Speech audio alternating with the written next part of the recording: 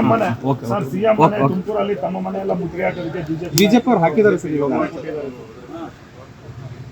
ಅದೇ ತುಮಕೂರಲ್ಲಿ express canal ಅಂತೇಳಿ ಹೇಮಾವತಿ ಕೆನಾಲ್ನಿಂದ ಮೇನ್ ಕೆನಾಲ್ನಿಂದ ಡಿವಿಯೇಷನ್ ಮಾಡುವಂಥ ಒಂದು ಯೋಜನೆಗೆ ಸರ್ಕಾರ ಅನುಮೋದನೆ ಕೊಟ್ಟಿದೆ. ಆ ಕೆಲಸ ಪ್ರಾರಂಭ ಬಿಜೆಪಿಯವರು ಜನತಾದಳದವರು ಅದನ್ನು ತಡೆದಿದ್ದಾರೆ.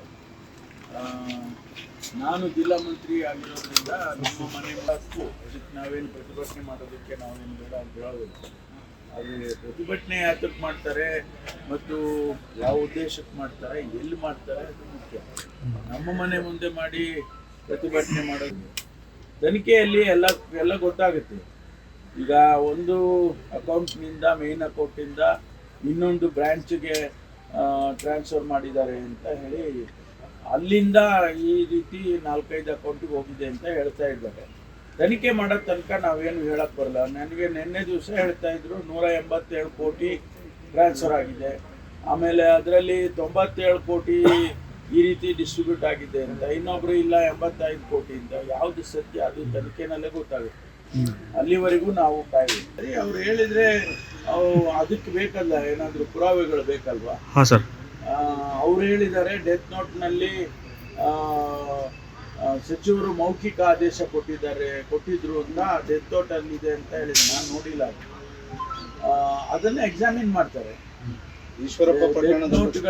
ಡೆತ್ ನೋಟ್ಗಳಲ್ಲಿ ಪರಿಶೀಲನೆ ಮಾಡೋವರೆಗೂ ಅದನ್ನ ಸತ್ಯ ಅಂತ ಹೇಳ್ಕೊಳ್ಳೋವರೆಗೂ ಹೇಳಕ್ ಬರೋದಿಲ್ಲ. ಕೆಲವು ಸಂದರ್ಭದಲ್ಲಿ ಡೆತ್ ನೋಟ್ಗಳು ತಕ್ಷಣ ಸಿಗ್ತವೆ, ಕೆಲವು ಸಂದರ್ಭದಲ್ಲಿ ಆಮೇಲೆ ಸಿಗ್ತವೆ, ಕೆಲವರು ಆನಂತರ ಡೆತ್ ನೋಟ್ಗಳು ಬರೆದಿಟ್ಟಿರೋ ಉದಾಹರಣೆಗಳು ಕೂಡ ಬೇಕಾದಷ್ಟಿದೆ.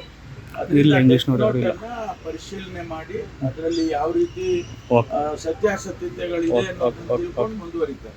ಎಸ್ ಈಶ್ವರಪ್ಪ ಅವರ ವಿರುದ್ಧನೂ ಕೂಡ 2021ರಲ್ಲಿ ಇಂಥದ್ದೇ ಒಂದು ಆರೋಪ ಬಂದಿತ್ತು. ಅವತ್ತು ಕಾಂಗ್ರೆಸ್ ಪಕ್ಷ ವಿಪಕ್ಷ ಸ್ಥಾನದಲ್ಲಿ ರಾಜೀನಾಮೆ ಪಡೆಯೋದ್ರಲ್ಲಿ ನೀವೆಲ್ಲ ಸಕ್ಸಸ್ ಆಗಿದ್ರು.